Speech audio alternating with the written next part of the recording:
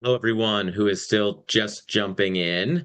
I'll probably say this a couple of times within the next 2 minutes or so to give everyone a chance to come in. But I am Mark Papier. I am one of the steering committee members of the Jewish Earth Alliance and your MC for tonight. So, if you have any trouble along the way, you can send me a note in the chat. You can also reach out on chat to many of our other Jewish Earth Alliance steering committee members that are on here, and we can try to help you along the way.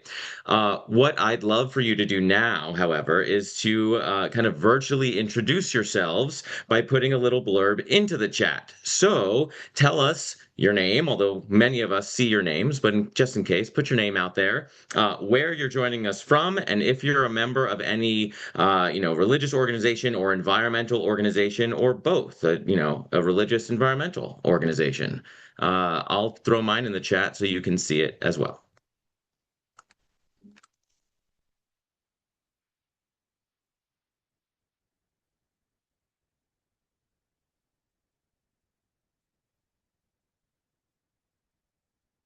We do have a rather packed program tonight, so we are not going to give too much extra time. For those of you that just came in, we are putting our virtual introductions in the chat. Name, where you're from. If you're members of a Jewish or an environmental org, you could throw that in as well. And please try to stay muted because it is going to be a fast and furious with speakers tonight, and a lot of us on the in the little boxes. So if we stay muted, that'll keep everything going. We want to start right away. Hopefully, everyone's in that's going to be, but if you come a little late, we are recording this and we can send this along to you afterwards. But because we have not only a religious reflection speaker, a senator joining us, and an invited guest speaker, we don't want to dilly-dally. So we're going to get going right away. I would love to introduce Professor Hava Tirosh-Samuelson, who's the Regents Professor of History and the Irving and Miriam Lowe Professor of Modern Judaism at Arizona State University. If you don't know her from school, you might know her from books, right? She has written Religion and Environment, The Case of Judaism, and her new book, Jewish Environmentalism in the Post-Secular Age, Earthly Spirituality, is coming out in June 2026. So we're really thrilled to have you here to share some of your knowledge with us and kind of set the tone for this meeting. And with that, Professor, I'll throw it to you. All right. Good evening and greetings from Phoenix. Can you all hear me, I assume? So thanks for the invitation to serve as the invoker of your meeting and for this lovely short introduction. Although I have been writing about Judaism and ecology for over 25 years, I'm actually not an environmental activist. Instead, I'm an academic, an intellectual historian, to be precise, and I contribute, or at least try to contribute, to the discourse on religion and ecology by explaining the Jewish perspective and by urging people to become aware of the ecological wisdom of Judaism. I'm very grateful to all of you for your persistent work on behalf of the environment, or in Jewish parlance, for your work on behalf of God's created world. My message to you this evening is quite simple. Judaism is an ecological religion because Jews are obligated to care for the world that God created. The ecological wisdom of Judaism is most relevant to our current challenges, chief among them, climate change. Now, I will focus on three aspects of Jewish ecological wisdom: the doctrine of creation, the notion of covenant, and the concept of virtue. All three have been widely discussed by Jewish eco-theologians who unfortunately are no longer with us. I refer to Rabbi Lawrence Troster, passed away in 2019, to Rabbi Jonathan Sachs, passed away in 2020, Rabbi Everett Gendler, passed away in 2022, Rabbi Michael Lerner, 2024, Rabbi Ellen Bernstein, passed away in 2024, and most recently, Rabbi Arthur Waskow, who passed away in 2025. So I assume that you're familiar at least with some of these men.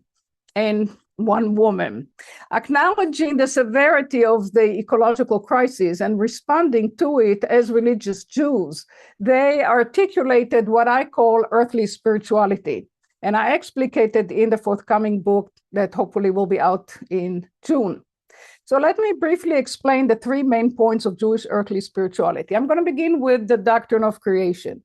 The doctrine of creation is the starting point for all Jewish reflections. There's no theology in Judaism without the doctrine of creation. Judaism posits the world was created by God. The doctrine of creation is neither scientifically ignorant nor is it scientifically outdated. In fact, the doctrine of creation coheres with the standard view of science about the origin of the universe, the so-called Big Bang theory. And it doesn't conflict with the theory of evolution, since evolution pertains to the existing world after it was already created. The doctrine of creation does conflict, however, with the notion of ancient Greek philosophers that the world is eternal and that its physical processes are determined by eternal recurrence. In contrast, the Judaic doctrine of creation highlights the concept of freedom from necessity and the freedom from determinism. God created the world as an act of free will. Put differently, God created the world by willing it into existence through speech. How does that happen remains a mystery, of course, which is beyond the scope of human knowledge, although many Jewish philosophers and mystics have speculated about it. Today, astrophysicists and cosmologists know a lot about the origins of the universe, but they still cannot explain why the world was brought into existence. The why of creation remains in the realm of faith, which is beyond science, and that faith has more implications. The doctrine of creation is not only about metaphysics and cosmology, it's also about anthropology, because the Hebrew Bible asserts that God created the human being in the divine image, or in Hebrew, B'Tselem Elohim. As Rabbi Sachs explains, and I'm now quoting, God is not within nature and subject to its laws, but beyond nature and the creator of its laws. Thus is born the concept of the will and its associated ideas, choice, agency, and moral responsibility. By making mankind in his image, God endows the human person with his same attributes, exercised, to be sure, in the context of finitude and morality, but real nevertheless, end quote.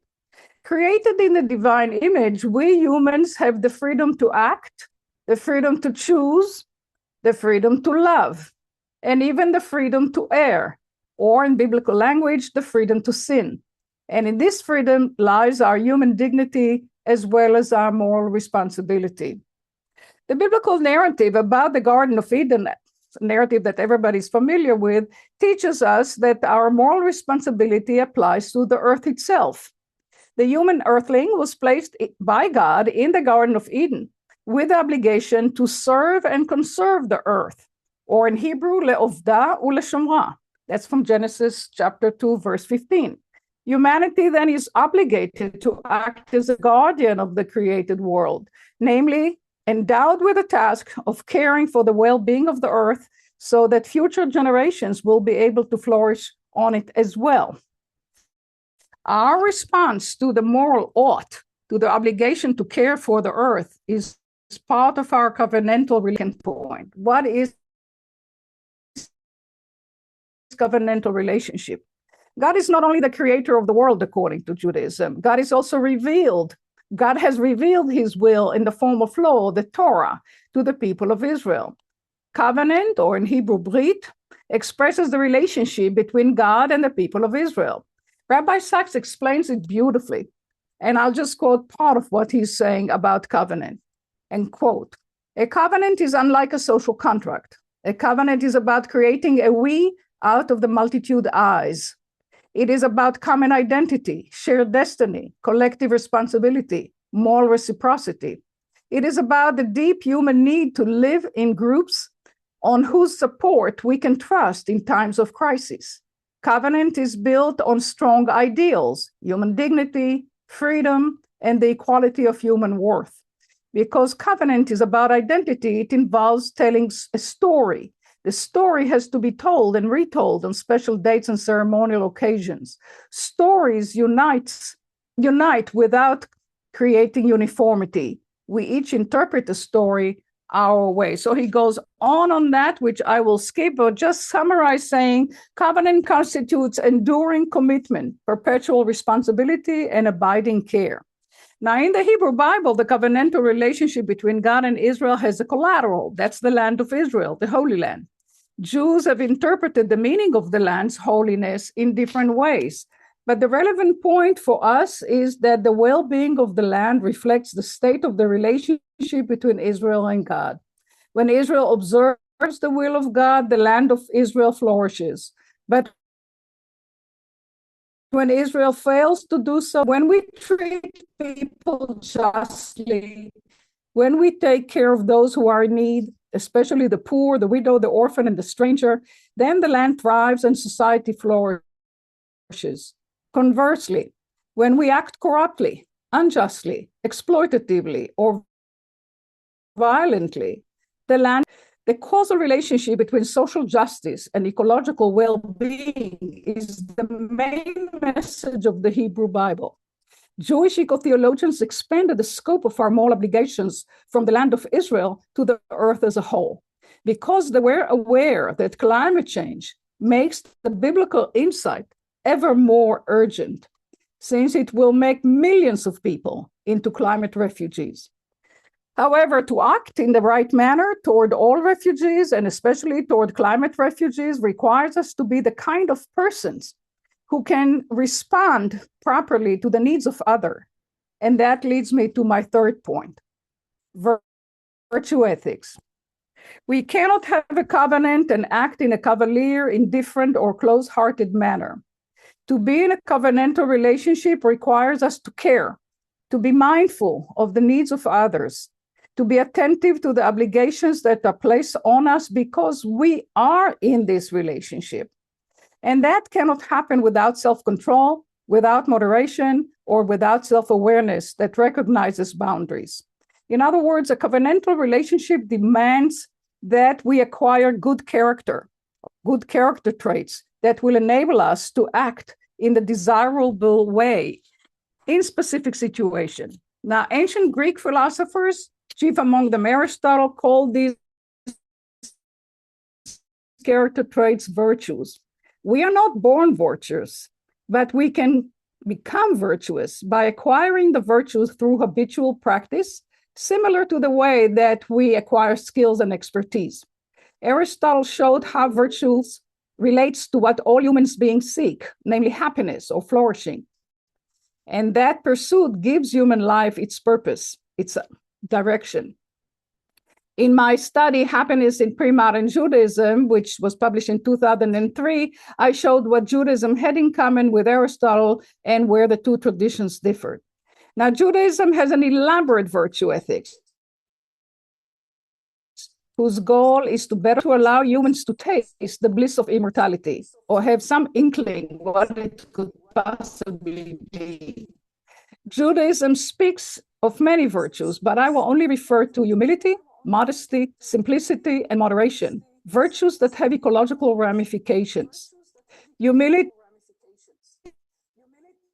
reminds us that we do not know everything. Modesty teaches us that we cannot desire everything. Simplicity instructs us to be satisfied with less rather than to perpetually crave more. And moderate virtues that Judaism extols are environmental virtues, even though they were not articulated as a response to an ecological crisis, since the crisis didn't exist yet. Judaic environmental virtues have much in common with the virtues extolled in other religious traditions, be they Christianity, Islam, Buddhism, Hinduism, or nature. Each religious tradition speaks through its own unique set of doctrines, values, and rituals. But they all share teeming with life, and that makes human life possible. When we acquire and practice environmental virtues, we engage in creation care. So my point to you is that creation care is all based on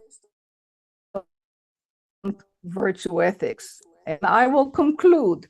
Judaism imparts ecological wisdom that emphasizes the interdependence of humanity, nature, and God, and the causal relationship between creation, moral responsibility, and virtue ethics. The Jewish tradition urges us to see life as a task, as a moral obligation.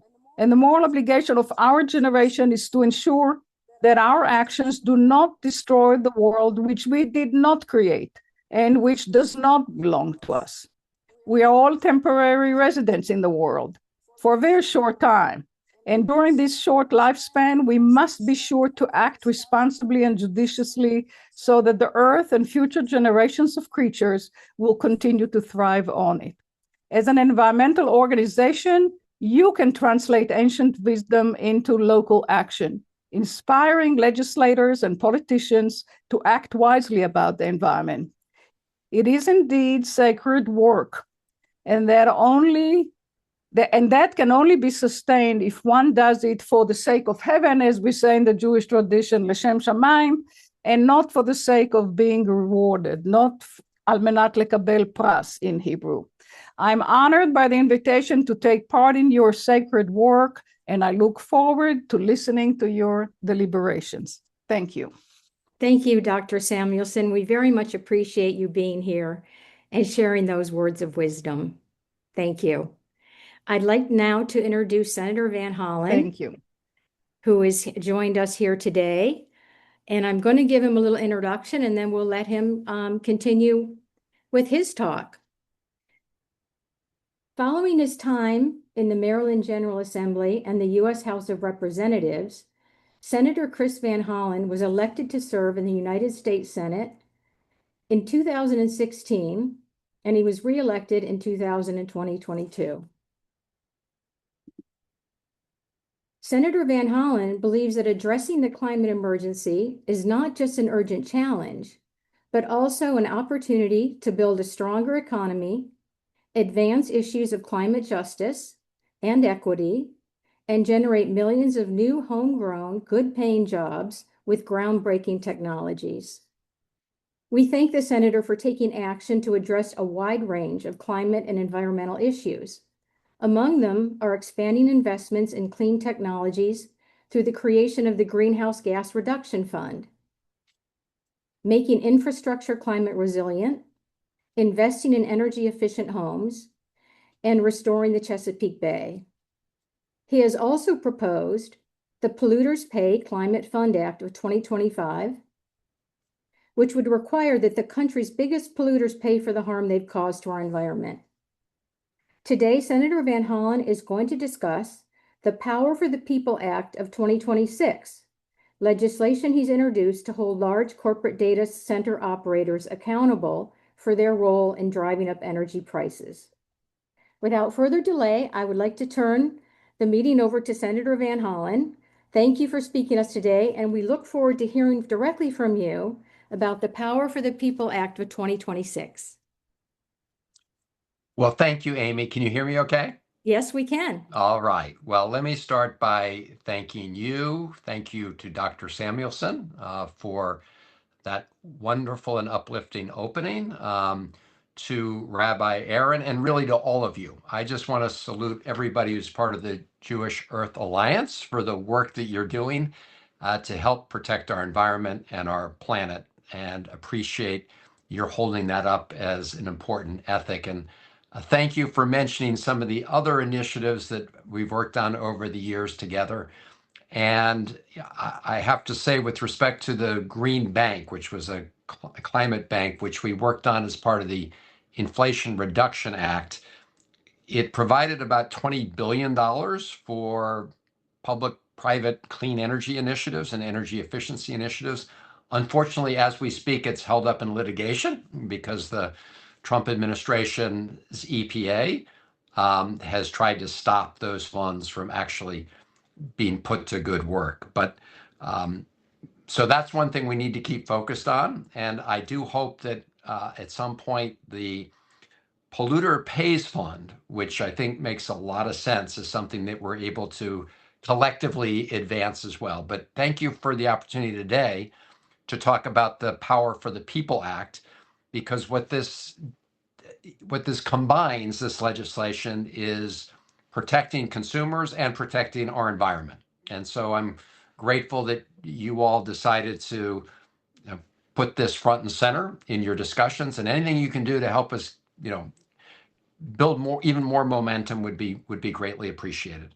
So I think all of us recognize that, our fellow Americans are being stretched in so many cases, paycheck to paycheck. And we're seeing rising costs. We're seeing rising costs of rents and mortgages, groceries, healthcare, childcare, and electricity. And so what this bill, the Power for the People Act, focuses on is this big increase and rapidly rising increases in electric bills and the role that data centers are playing in generating higher costs for consumers, as well as and growing costs as we look at the trajectory that we're heading on right now. And one of the things that's important to keep in mind here is that data centers are an existing and, as I suggested, rapidly growing factor when it comes to electric grids throughout the country. They're being driven by big AI companies, which need these data centers to help power their operations, and big tech companies. And just to give you an idea of the size of a typical data center in terms of its generation needs, in 2024, the average size of one of these proposed data centers in the United States was 300 megawatts, which is about as much energy as it takes to power 240,000 homes. So that would be one data center needs about as much power as needed to, again, provide electricity for 240,000 homes. And as of today, there are already 3,750 data centers in the United States, and that number is growing rapidly. Now, if you look at this current, equation, it's pretty clear that the demand to build more data centers is quickly outstripping our ability to generate electricity for those data centers and to transmit that electricity on our existing infrastructure. And so what you have is this classic supply and demand differential.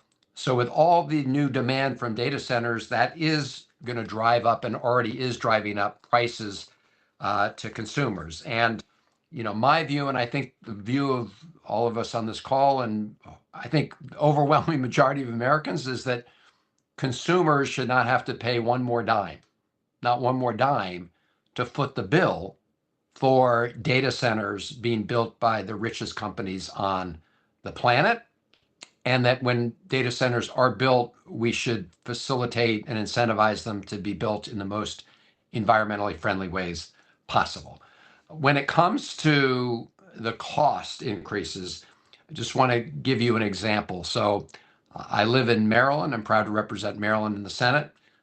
We're part of what's called the PJM network. This is an electric grid that covers 13 states. All right, we're part of a grid that includes 13 states, mostly up and down the Atlantic coast, but we do go into Illinois. And that covers about 67 million Americans.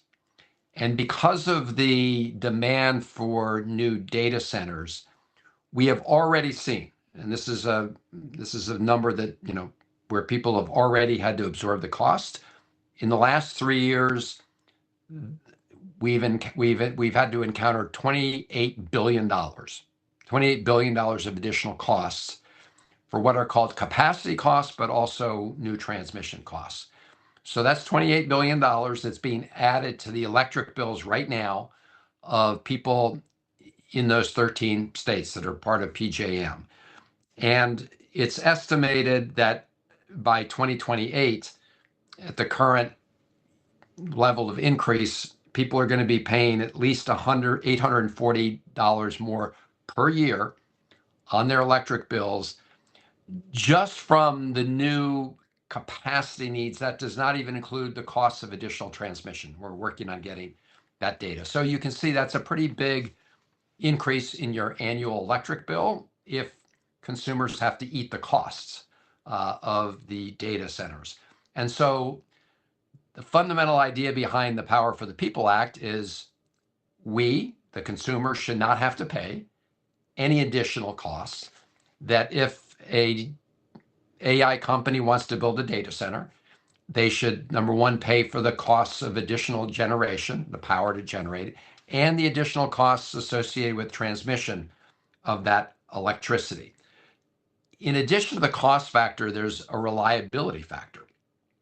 If you're bringing on these data centers to an electric grid that doesn't have the capacity to absorb all that additional demand, in addition to higher costs, we're going to risk more brownouts and blackouts. In other words, all of us consumers may face periods of time where we cannot get electricity because that electricity is going to feed data centers. So the bill says consumers shouldn't have to pay any more money, and consumers should not bear the risks of any brownouts or blackouts. That's the fundamental idea behind the bill. And it also includes incentives for data centers that want to hook up to the grid and are going to pay for them to use clean energy resources, right? We want to preference those data centers that will agree to be powered through cleaner energy sources. And we also include incentives for them to be paying their employees a living wage, a higher wage. And so, and use labor standards that provide the prevailing wage. So that is the basic architecture of the bill. Now, at the White House recently, President Trump, brought in some of the big AI companies, the leaders, and he got them to sign this pledge that they weren't going to pass on these costs to consumers. But I have to say, it really isn't worth the paper it's written on if you look at the fine print. And the only way to assure that we have these protections for consumers and our environment is to pass this legislation.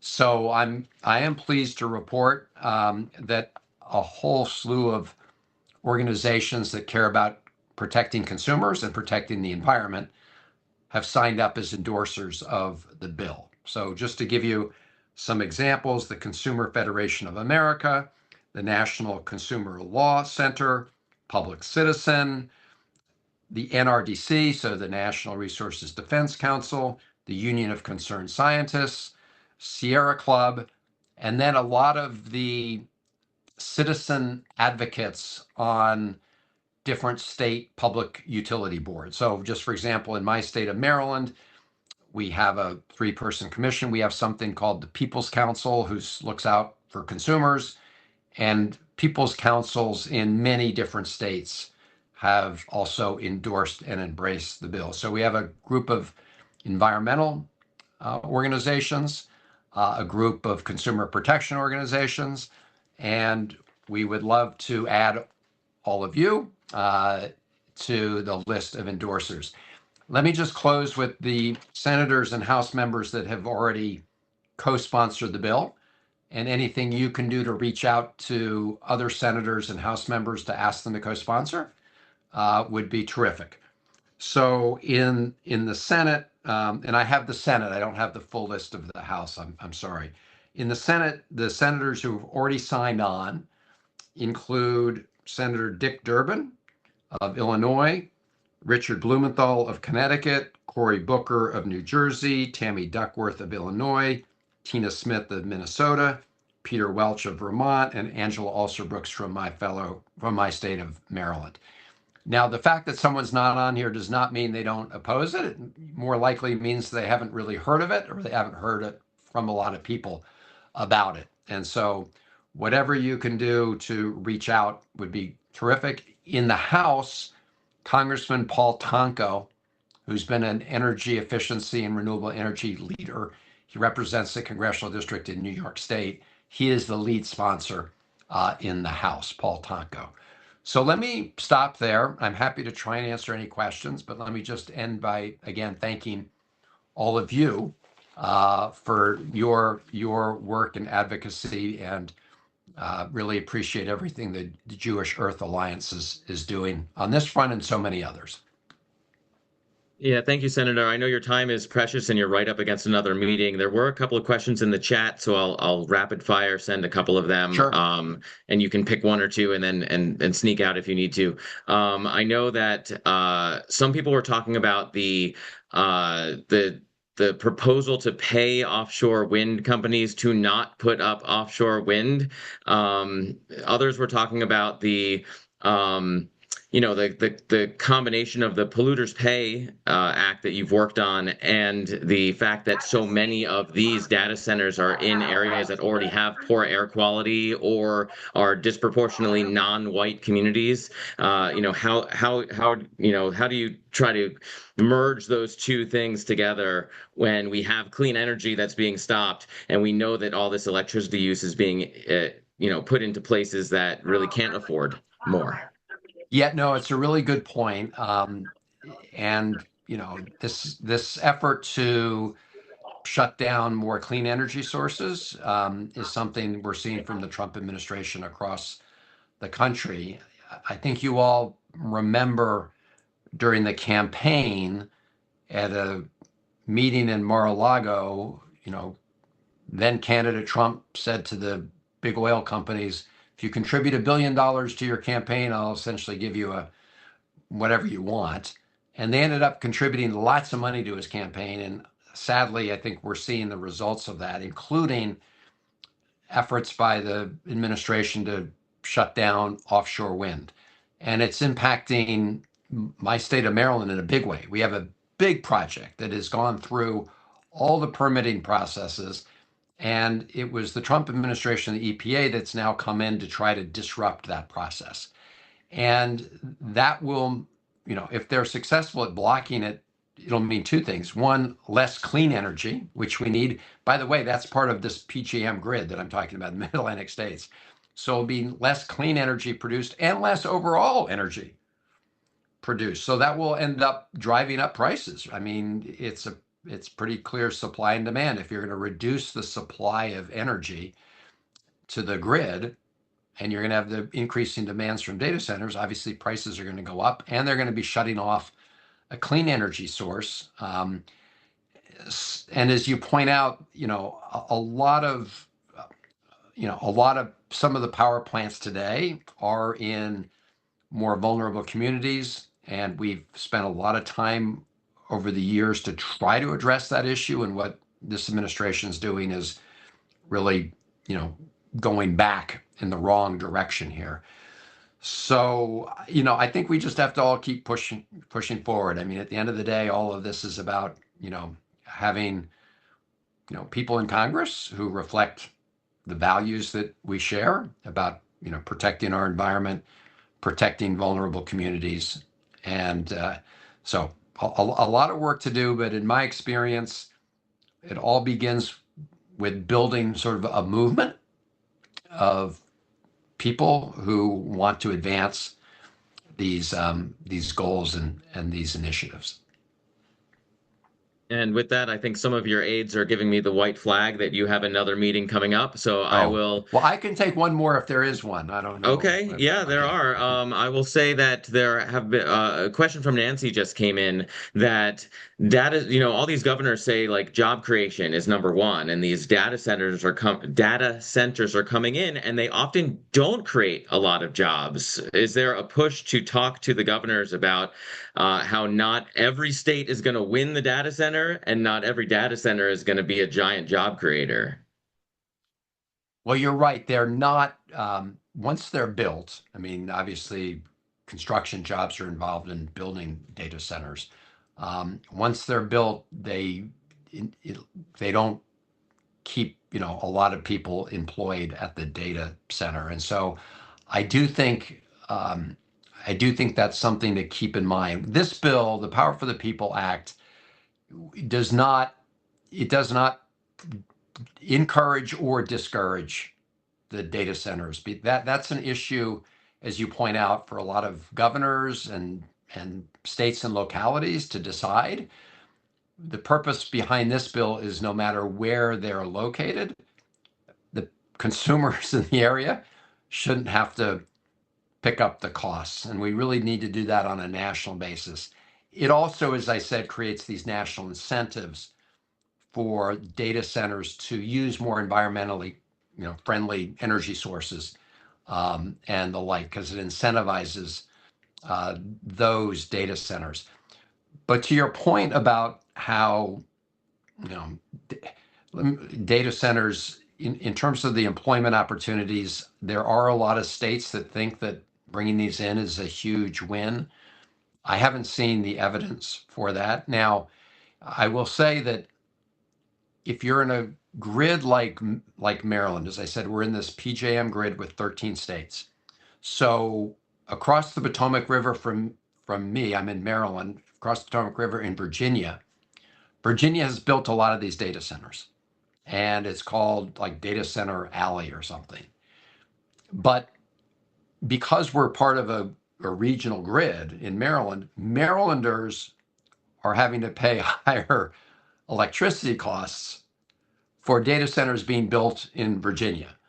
And so that's why we really need this national solution, because, it'd be one thing if, states were making these decisions by themselves and only impacting people in their states. I mean, we could leave it up to the political process in those states, but that's not what's happening here. These are regional and national decisions, and that's why we need national legislation. That's an interesting add-on, right? Like if there's a big AI center that I'm using in Georgia, it doesn't mean that that data center is in Georgia. It might be across the street from you in Maryland or Virginia. Well, that's right. I mean, the data center obviously is, people, plugging into the internet, no matter where they are, they're connecting to that data center. And as I'm saying, Maryland electric ratepayers are also currently absorbing the costs of those additional data centers being built in Virginia. So this bill is designed to say, and so what that does increase, so for some states, they think they're going to get the economic benefits of these data centers, and they do get some tax benefits, the states do. But then they're passing on the costs to everybody else who's part of the regional grid. And then beyond the clean energy issues, as you know, there are also water issues. There are all sorts of other issues associated with data centers that have been the subject, understandably, of a lot of local scrutiny. All right, lots of accolades, lots of keep up the great work, lots of thank yous coming into the chat. A shout out from Rabbi Mark Gruber, who is one of your constituents in Bethesda, who's on the meeting. So, we're a national group, but a lot of people saying that they're really appreciative of your time and learning a lot. And we're going to keep learning throughout the rest of the meeting as well. Well, thank you. Thank you, Rabbi Gruber. And again, thank you to all of you who are part of the Jewish Earth Alliance. It's and whatever we can do together to build momentum on this and all the other issues that I know are, part of your agenda, count me in. Okay. Thanks so much. We're going to be reaching out to our senators as the meeting goes on and as that senator leaves. So Chris Van Hollen, thanks so much for spending some time with us. And we are going to continue to take action on what we learned tonight from that. To get more info about this, so we are kind of fully armed, I want to bring in Ann Bennett, no stranger to following senators and representatives throughout her career. So Ann currently is the data center issues lead for the Virginia chapter of the Sierra Club, but has worked on the Hill as a congressional staffer on the House side and has held many leadership positions in the Jewish community, including president of the Gesher Jewish Day School and vice president for leadership of the Jewish Federation of Greater Washington. So Ann, a perfect segue into you for this, this topic that the senator was just talking about, and we'd love to hear your perspective now. Well, thanks, Mark. It's great to be here back with JEA and great to see some familiar faces. I am going to share my screen now. And I will try to make this lively, but I can tell you that it's a little dense and it's late at night. but we'll try to fly through this. They asked me to speak about the environmental impacts and then give an overview of data centers. The senator of an amazing segue. We are the data center capital of the world in Virginia. No question about it. This gives you a sense of what those data centers, these industrial buildings look like. They kind of look like warehouses, but they aren't. They big air conditioners, big diesel generators associated, and huge sprawl taking place in Virginia. If you ever fly into Dulles International Airport, you should look around because you can get a great glimpse of Data Center Alley, which is really many data center alleys at this point in Virginia. And this is really what they look like. Not so good looking. More and more, they are looking like this building. So they are going up with multiple stories. And why do they want multiple stories? Because they want to put as many of the computer servers jam them into the building to get more output. That more output, of course, has energy and water implications, like the senator said. And he's right. This is basically a construction program. And so why do states love this? Because it does produce those short-term jobs, brings a lot of revenue in, a lot of capital expenditure. And there is a very, as you can see on the right, a wide range of interests. And those are the interests that sort of people like me who want to see sustainable data center development. We have to fight all of the energy companies, the labor unions, the PJM, you mentioned the grid operator, Amazon. These are formidable adversaries in most cases. They really don't negotiate with us. Maybe we'll get to a place one day that they will. So I use Virginia as a case study. It happens that 70% of the world's data travels through Virginia. Okay, and so that is why data centers are here, because originally the internet sort of developed here and the fiber's in the ground, although we are building lots more fiber. And what does that mean is that everybody wants to be in Virginia because the infrastructure is here. We've had cheap energy in the past. It's going up. We have incredible tax benefits that all we underwrite here in the state for data centers. This gives you a sense just how many jurisdictions in our state are seeing data center development. That is not necessarily what it's like in your state. It's not like this in Maryland yet, but we have a unique situation because we have to fight these land use applications on the ground in almost 40 jurisdictions. Very unique and very difficult. This just gives you a sense of all of those jurisdictions I mentioned. And the only thing that's important for those of you who don't live in Virginia, which is most of you, is to see the rapid growth. I forget the number, what did he say, 3,700 data centers or something in the state? Well, we are projected right now to have almost 1,500 of these hyperscalers. Either they exist, they are approved, or they are in the pipeline. And that equals, at this point, about 70 gigawatts of power. When you think of a gigawatt, think of a power plant, a coal plant, a natural gas plant. So for each gigawatt, and this is just Virginia, and this is just so far, you need an entire power plant or that equivalent. So these numbers are just staggering, and we have no idea how we're going to meet the demand.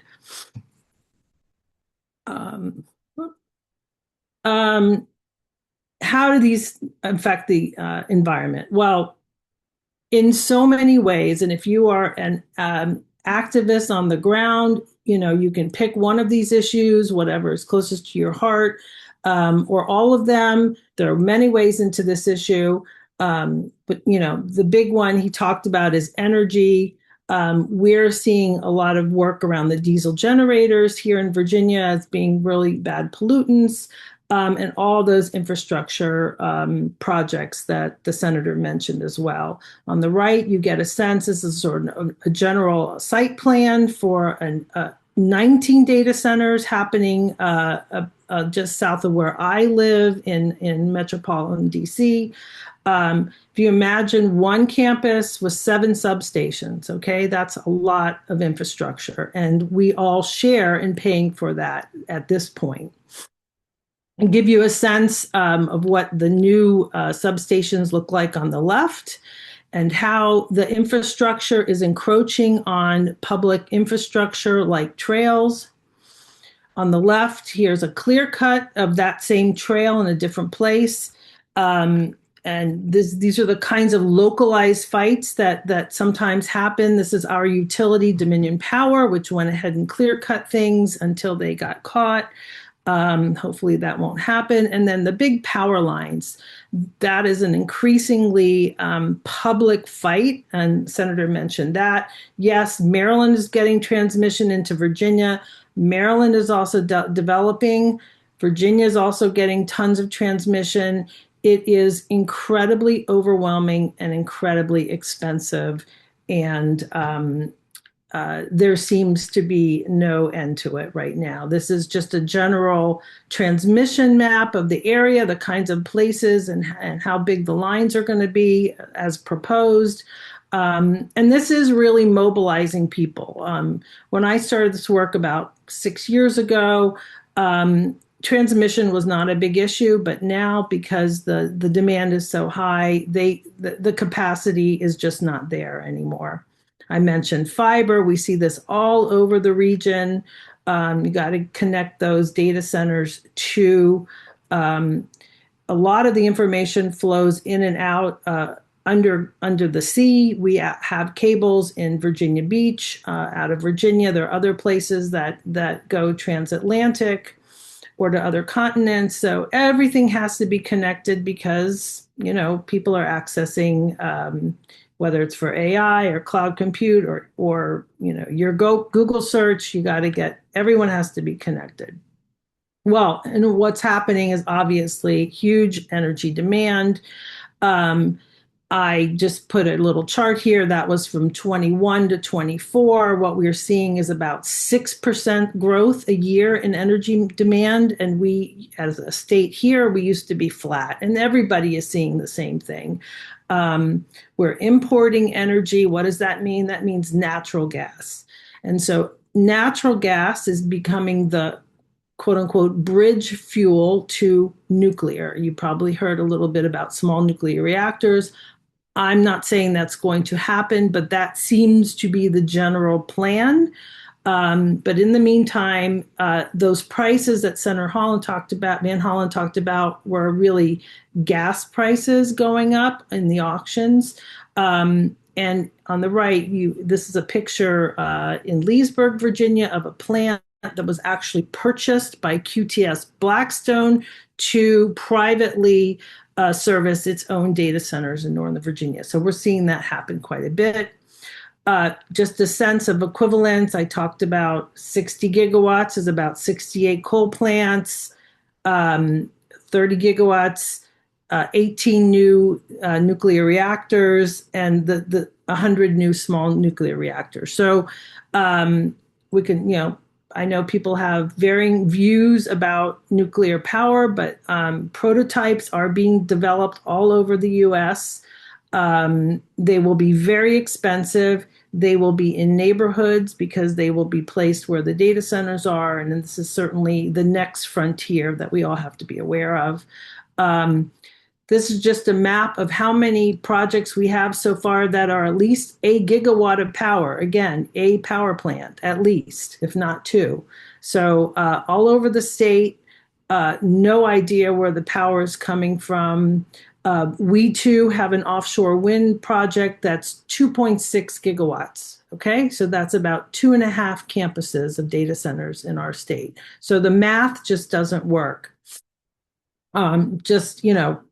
The various gas, coal, SMRs, that's really what we're talking about moving forward.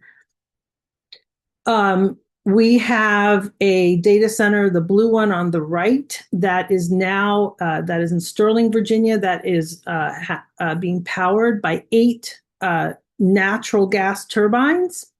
It's quote unquote behind the meter, which means that they are not subject to the same state laws that require a certain amount of renewable energy.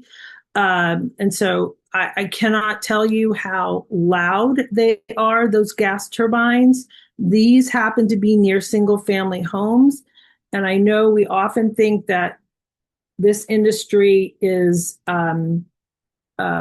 always placed near low income or disadvantaged communities. And that in our state is not true. It does happen, but it is equal opportunity. Some of the Loudoun County is per capita, I believe, one of the richest counties in the country, and they are really the center of this development. So the interests are so vast, and the money is so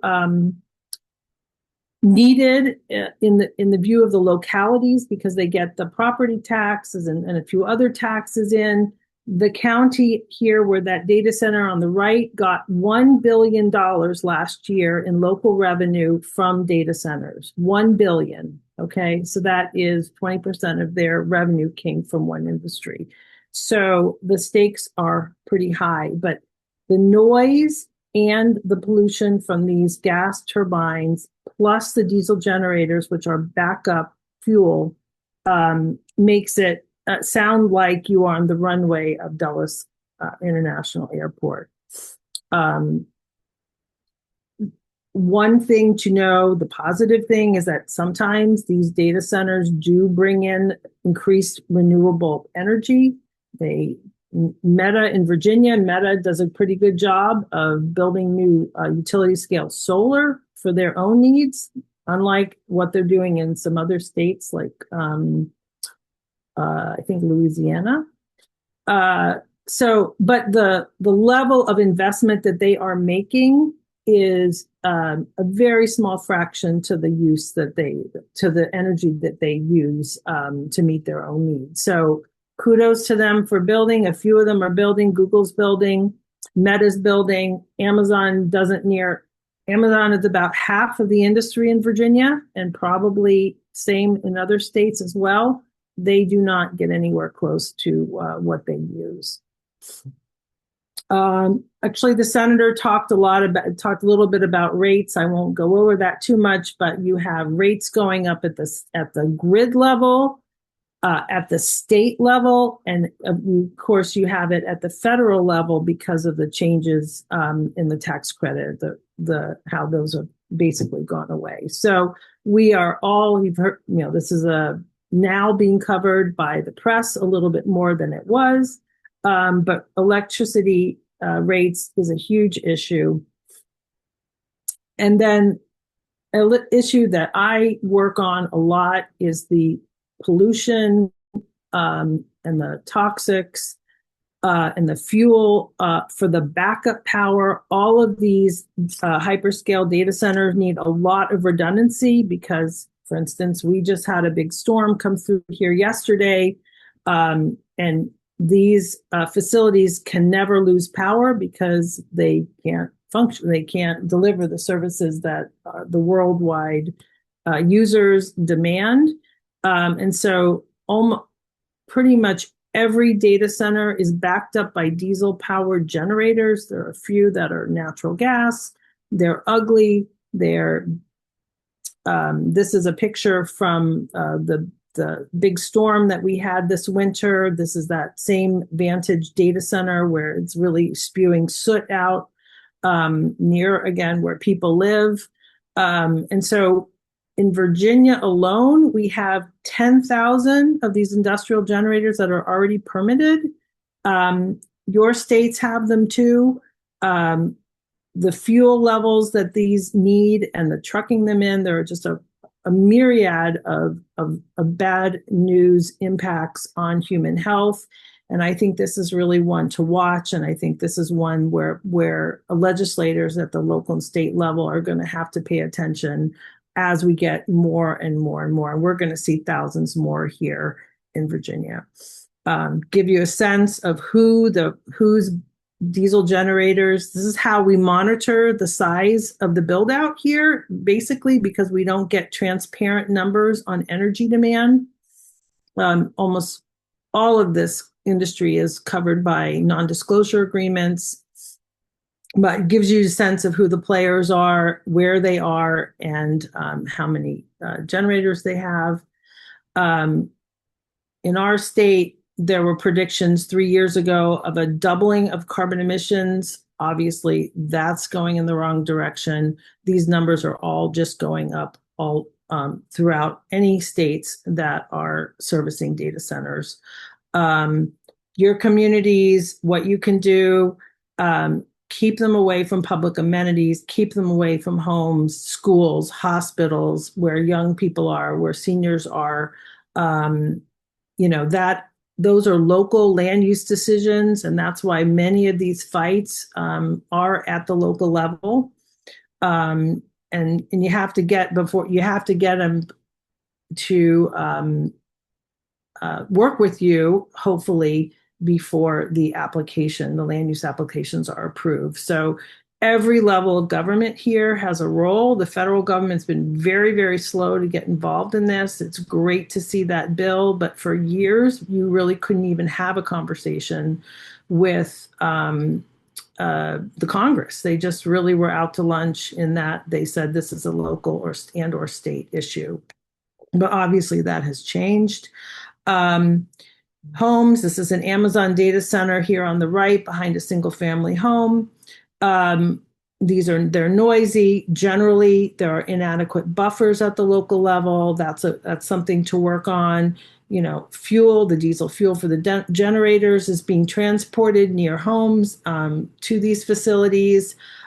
Infrastructure is being built all over the place. We talk about, and they're just ugly. So nobody really wants to be near this industrial development. On the left, fencing is a big issue at the local level. You can see these fences just cannot do the job when these facilities are 90 or 100 feet tall. And on the right, that's another Amazon brand new facility, which just came in 4 huge hyperscale data centers next to ball fields, next to townhomes, next to a community center. The county, this is the county I live in, absolutely knew what they were doing. There was no public hearing allowed for these data centers because they were placed in industrial zoning that doesn't require public hearing. So just really difficult, fraught, but these local legislators are often very reluctant to push back and have environmental requirements on these applications because they don't want these developers to go elsewhere. And Senator also mentioned water. This is really an emerging issue. We're seeing all sorts of water numbers go up because data centers used to be cooled. They run hot because they're computers. They used to be cooled by air. And now with these new applications of cloud computing and artificial intelligence, the air does not cool them adequately, and they need water cooling. They're various different technologies, but now water is key to their success. And Loudoun, which is that data center alley county near Dulles, 6 out of the 7 top water users in the county are data centers. Google is a particularly special example of water use all over the country. They whatever technologies they are using, they are really water intensive. We just have a new Google campus going in Southwest Virginia, where a court ordered them to share their data for what they are projecting for this data center, and an agreement that they signed with the county, and it's 2 to 8 million gallons per day. Okay, for one campus, it's 3 data centers. It just gives you a sense of what's at stake here, because at some point we are going to be competing with these data centers for our drinking water. especially in places where there's high population. So if you want to learn more, I know I threw a lot at you. Um, uh, we at the Sierra Club are working on this really hard. If you're in a state where you're seeing data center development, feel free to reach out to me, or feel free to reach out to your Sierra Club or others who are working in your state. We wrote a report here on the right. You can access it on our chapter website. It just goes through sort of all of the impacts, and they are a lot. And I hope you guys, again, feel free to reach out, because this is complicated, and but this is really our future, and it's really, really important to get involved.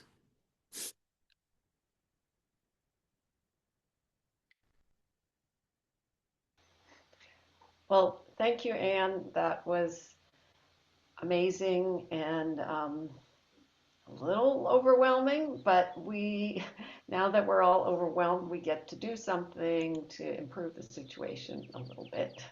So now we are going to take action, and if whoever is sharing my slides puts them up, that will be perfect. So you have a lot of really great background with the senator and with Ann Bennett, and now we all have a sense of the real cost of data centers. Next slide. And I'm going to reiterate what we've heard throughout the last hour, that these are subsidized by us, American citizens, and they come with both financial and environmental costs, with increasing pollution and harming water quality and impacting economically disadvantaged communities, and maybe not even disadvantaged communities. Just from the slides we just saw, there's a lot of housing close to of all types. So things are changing rapidly. In 2023, they consume more than 4% of our country's total electricity, and that's projected to increase to 9%. And as we've heard, American consumers are paying for this growth. So the Power for the People Act of 2026 modernizes regulations, establishes new rate classes specifically for data centers, and ensures that data centers pay for transmission upgrades. Okay, I'm going to close the window so the birds aren't so loud.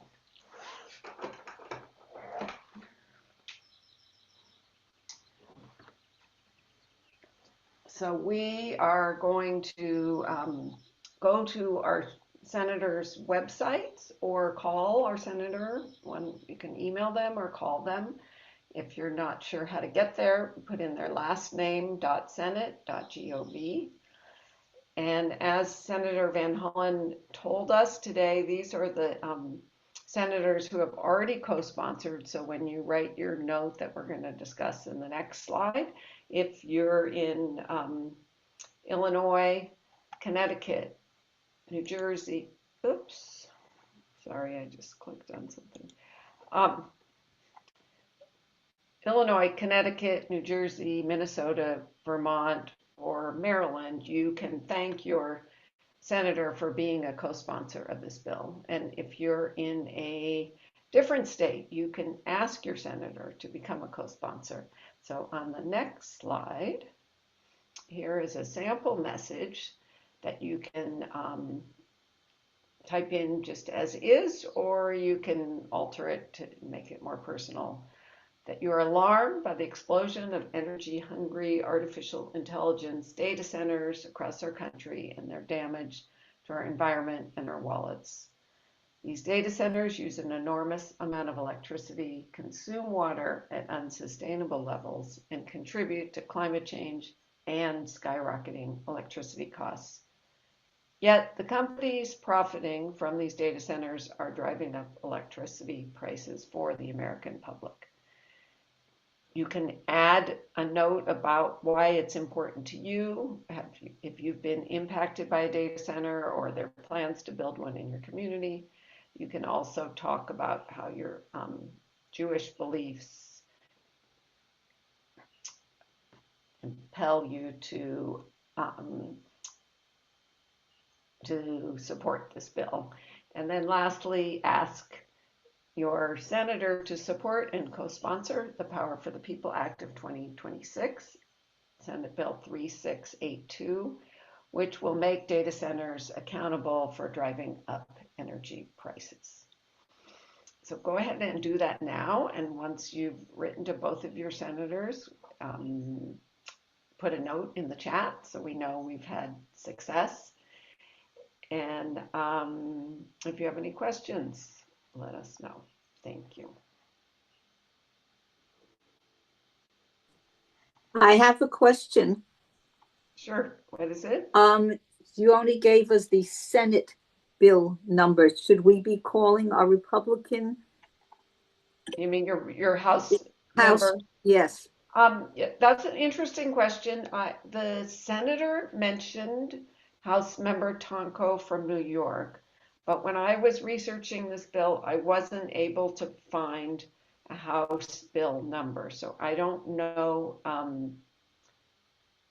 if that's been introduced already. I see that Mimi Brody's saying she doesn't see it on congress.gov, and I had the same experience. So if somebody else knows where it is, share it in the chat. But at this point, writing to both of our two senators would be excellent.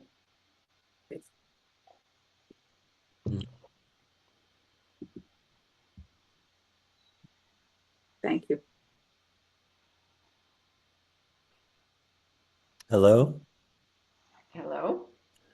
One of the things I found missing was to push for a very universal bill that every county and every city has to approve before they can build another data center.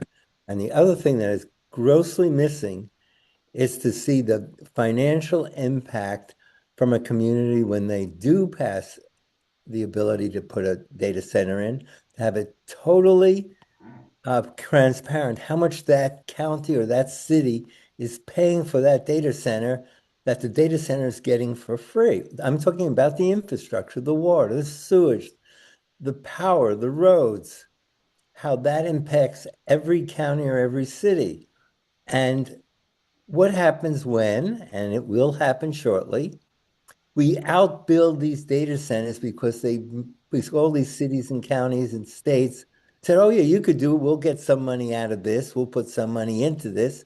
And there becomes a percentage greater than 10% overbuild. And the money that counties and cities put into this gets lost. I worked in an industry that did exactly that. They sold this idea to a particular city and county. They built it. They put an enormous amount of money into the project, because it was going to say, give us plenty of jobs, plenty of this, plenty of that. And when the industry did not produce the wealth that it was intended to produce, the bonds that the city passed still had to be paid, and which meant the citizens of those counties and cities and states had to pay. Schools degraded, police departments got degraded, infrastructure got degraded, and the people had to hold the bag for those disastrous projects that were sold as as a way to make money and to solve all of their problems. These projects have to be looked at very, very carefully before anybody or any entity says you can build it here, without seeing a really good build out on the economic impact, the environmental impact. They should not be approved until all of those I's and T's are crossed and the T's crossed and the I's dotted. Well, thank you, Kenneth. Yeah, I Yeah. think in supporting this bill, we're looking for a little more rigor in the whole process of building this. So you make a good point. Thank you. I hope you'll write to your senator. Yes. Sometimes it's on deaf ears.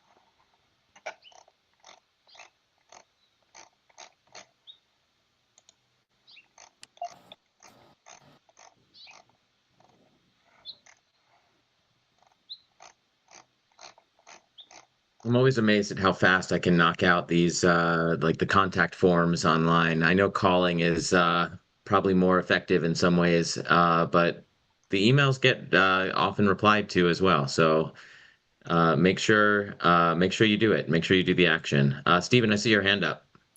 Yeah, I have a question that's always been bugging me. I know a fair amount about AI. I was at Stanford and studied it to a certain extent. Is there any requirement for these companies to state the purpose of what they're going to research and justify it? Or is it just totally open-ended that they can just do anything they want? I think that would be good if they were required to state a purpose and an ROI and so forth. And that's one question.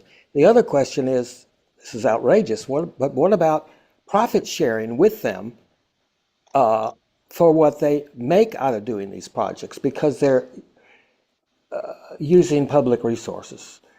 So two questions. Do they have to put in what they're going to do with it, excuse me? Or is it just free for all? Okay. Well, I'm not sure we have answers to all the questions, but you're You can bring Anne back. Anne is still here. Anne, why don't you come on and answer?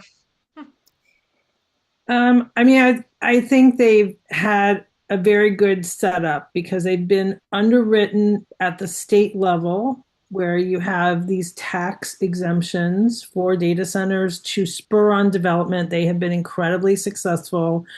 In Virginia, we're calculating that the exemption was worth about 1.9 billion last year. So that's about, I don't know, 700 plus for a family of four in Virginia is underwriting the industry. But on the other side, so the tax to the state level takes a hit, but the localities love it because they get all of this local revenue, right? So they actually, the boards of supervisors and the councils feel like they actually are getting something from it, especially as these buildings ramp up now.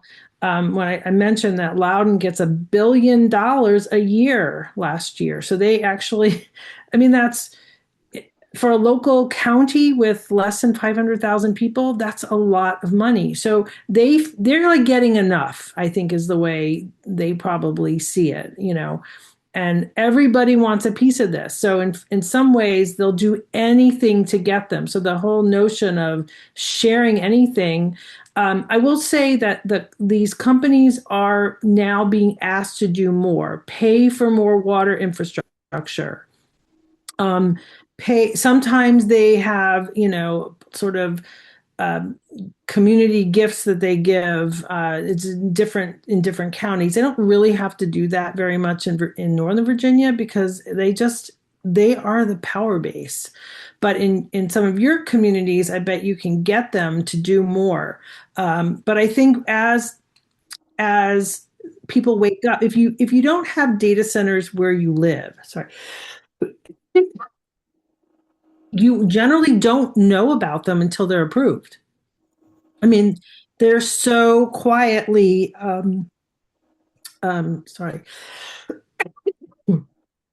they're generally not transparent. They're agreed to under NDAs. But that is, people are now beginning to figure out what's happening. So I think you can ask for more things from these developers than you could have a year or even 2 years ago because of the awareness and because, frankly, the stigma. So thank you. Thank you.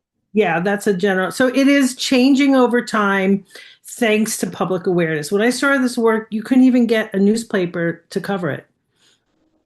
So to follow up on the question about what are they going to research? Do they have to make a report, some kind of report? We use this data center for this purpose. We came up with this stuff. It costs this much. Something to keep them. You could have, pardon me, but you could have mad scientists figuring out all kinds of stuff. It would be nice to know what they're doing and for them to have to justify it. That sounds ideal, but yeah, okay. We wrote that report that I had on the last slide because we couldn't get the public information and we had no idea how big the build out was going to be. We had to just scrape any kind of public information we could find. That was 18 months ago. Our General Assembly now is poised, it's actually on the governor's desk, to at least pass a bill that asks for transparency about water usage. It doesn't deny it, it doesn't, it doesn't regulate it. It just, at least we're going, if she signs it, hopefully she will, we will get, monthly reports about who's using water and where. So we're only just getting to deal with transparency now, and not what I would call adequate planning to meet the moment. We're just not there. But if we run out of these resources, these local and state governments are going to get there very quickly. I have Thank a you very much. question, another question, and that is, how are we taxing these entities? Because they may not be generating that much money.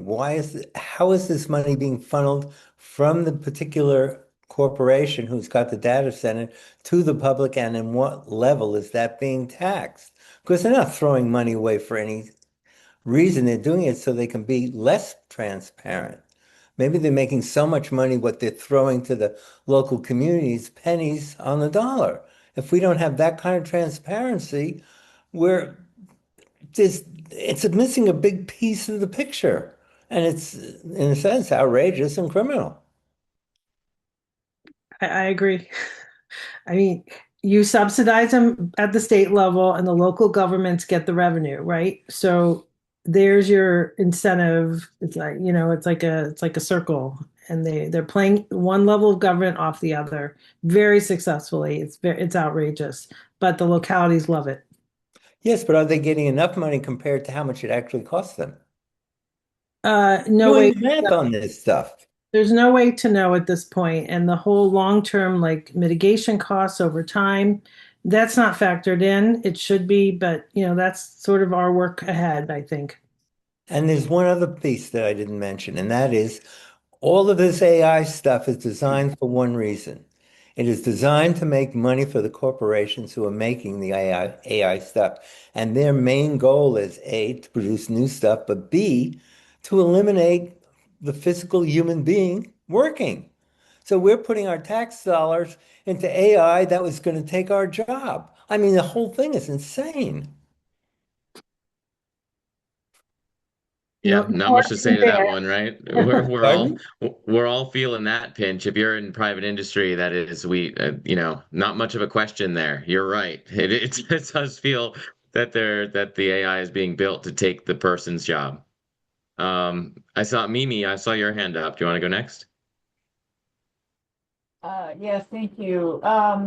Just to Anne's point, I'm wondering about whether there's going to be kind of increasing, like a wave coming of demands for data centers to generate their own energy, and kind of the pros and cons of that. I mean, obviously it's good if it's not drawing off the grid, but what they're developing is completely outside of regulation, right? I mean, they're not subject to the state utility system. So do you have any thoughts about that, and whether that is coming, whether you think that'll become a trend? I mean, it's coming because a lot of these campuses are being sited near pipelines, natural gas pipelines. So we know that they are looking to directly feed into the system. And you're right, they won't be adding. What they need to do is add clean energy to the grid, add capacity. Localities really need to be adding rooftop solar to add capacity, right? It's, if they add these utility scale solar farms to the grid and they use them directly to support their energy load, increasing energy loads, that's great. But the problem is really, honestly, the math doesn't work anymore. Because when you're talking about terawatts of power nationwide, you just can't really manage that with wind and solar. I mean, you probably could, but it would be such a massive amount. you'd be taking up huge portions of the country. So I don't have the math equation for that, but we used to say, oh yeah, we could meet it that way, but the demand is rising so quickly, I'm not sure that we actually can. So that's why this is truly unsustainable. But in the meantime, we're seeing, as I said, if I see a campus proposed, the first thing I do is look to see if there's a pipeline nearby, because I'm going to assume they're going to use natural gas. And that is behind the meter. And yes, we won't be paying for it, which is a good thing. Again, balancing act, right? You don't want people to pay for it, but you also want them to not be using, fossil fuels. So I really warned everyone that complicated. we were jam-packed today, and so there was a lot of content. There's still a lot of questions. So if you do need to drop, I just want to thank everybody that for coming and for writing your senators and for attending the meeting. It's been enlightening in so many ways. So if you do need to call it a night, we get it.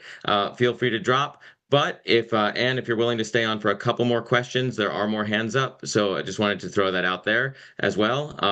Barak, I'll call on you. And at first, excellent presentation. Thank you so much. I was reading about how Norway is building data centers underground, and the waste, the heated water that leaves the data center is used to warm the communities that it's located near. Is there anything like that going on in the US? I think there was a pilot project. Maybe Microsoft did it underwater. Actually, don't quote me on that. But I will say that European standards are much stricter than ours, and so these same companies that do business here do business very differently in Europe because they have to. And I know there is a data center. I've seen the presentation actually at the Finnish embassy here in Washington, where Google has a data center that is 98% efficient. Now, it's in the cold climate, which is basically where data centers should be. If we were starting over, they'd be in Canada or, whatever. That's not where we are. But I think that's a good talking point to localities to say, well, if they can do it there, why can't they do it here? Because they have to, and here they don't. So, and I'd love to hear your thoughts. Like every single state had, the way it's talked about within the state is that they are getting the data center, and because of that, they have to build out electricity production. They have to turn on old plants. They have to keep on building new capacity, usually with fossil fuel plants. Not every state is going to get every data center. What are your thoughts on are we overbuilding and overpromising and building in fossil fuel use for decades through the Public Service Commission's approvals, even when we're not going to get the data center in every one of those states? well, I mean, I'm one of those people there's a lot of building still going on. In fact, I just updated the Virginia data, and some of the counties are seeing 30% growth still here, even though we're seeing it in Texas and Indiana and Ohio and Oregon and other places. So I know there'll probably be disruption, and companies will, merge. There's all sorts of market forces at play here, but I am not really seeing that happen yet. I don't know what's going to happen. I do know that we don't have enough in the pipeline to meet their energy demand right now, just for things that are approved. So it's really hard to predict what's going to happen. It's hard to predict whether there's going to be a bust or a boom, or the level of uptake. I was listening to Derek Thompson today on I don't know if anybody listens to Derek, but he's revised his feeling about whether this is going to collapse or not. We just don't know. And in the meantime, these companies, and I saw there's a question about, can we meet with the boards of these big companies? It's been really hard to meet with them. We've been able to meet a little bit with Google here in Virginia, but they don't really have to do business with us yet. We are not to the place where they have to work with us. But now that we have senators, honestly, the fact that the Senate is waking up a little bit is huge because they're going to have to deal with them now. And so, we literally couldn't get, and of course, the Virginia senators, you notice they hadn't co-sponsored Van Hollen's bill yet, for probably good reasons from their point of view. But I see the market still expanding. That could change in a moment's notice, but I think we have to assume that they're going, if you're re-upping 3 Mile Island, right? That's kind of a desperation move, to be honest. And they're putting so much money into that. Now, who knows if it'll work? But I think you have to assume that they're going to pursue every avenue they have. And we should work as activists or advocates to assume that that's their game plan until we know otherwise. I just don't know any way out around that. I know it's sobering. It really is. It's, and I'm not sure they can even solve it with all of their capital and AI. For a while, we were hearing AI is going to solve the problem of delivering AI. Let's hope. Let's hope. Well, on that kind of sort of hopeful note, I think that'll bring us to a close. But no matter how sobering it can feel sometimes, make sure you harness that into action. Follow up with your senators. Follow Jewish Earth Alliance for the lobby days, but do it yourself in between. Big thank you, right? There were so many speakers today from Professor Samuelson to Senator Van Hollen, who's not on anymore, but certainly Ann Bennett, who stayed late and answered all these questions. Thank you, everyone, for attending. Thank you to our speakers, and thank you for staying on late and answering these questions because this is a hot topic right now.